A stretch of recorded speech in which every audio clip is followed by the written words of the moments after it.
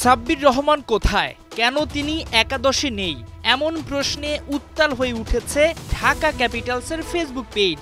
রাগে ক্ষোভে কমেন্ট বক্সে বয়কট ঢাকা বলতেও দ্বিধা করছেন না কেউ কেউ।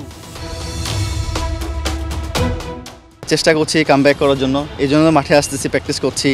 বিপিএলের সুযোগ পেয়েছি, বাইরের দেশে খেলতে আছি, 5-6 খেলবো হয়তো, বা ওখানে আমি 5-6 10 ওভার পরে 5-6 খেলে আর কি। তো অনেক বড় রোল হবে আমার জন্য এবং কনফিডেন্সটা ভালো হবে ইনশাল্লাহ। কোচ আর ক্যাপ্টেন যে রোল দিবে আমাকে, সেটা আমি চেষ্টা করব পালন করার জন্য এবং সিচুয়েশন অনুযায়ী খেলার চেষ্টা করব। বিপিএল শুরুর আগে এভাবে খেলার জন্য মুখিয়েছিলেন সাব্বির রহমান, কিন্তু খেলা শুরু হলে সবাইকে অবাক করে দেয় ঢাকা ক্যাপিটালস। প্রথম, দ্বিতীয়, এমনকি তৃতীয় ম্যাচের একাদশও রাখা হয়নি এই হার্ড হিটারকে, আর তাতেই কঠোর সমালোচনার মুখে পড়েছে শাকিব খানের দল।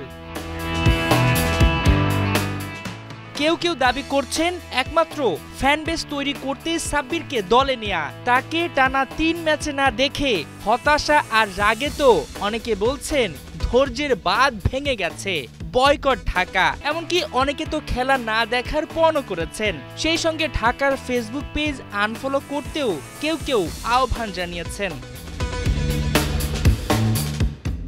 আবার এদিকে অনেকেই যুক্তি তুলেছেন 5 থেকে 7 নম্বর এই 3 পজিশনে সাব্বির হতে পারেন ঢাকার ট্রাম্প কার্ড। কিন্তু বারবার ম্যাচ হারের পরেও যেন ঘুম ভাঙছে না দলটির ম্যানেজমেন্টের, আর এতে চরম হতাশ হচ্ছেন এই হার্ড হিটারের ভক্তরা।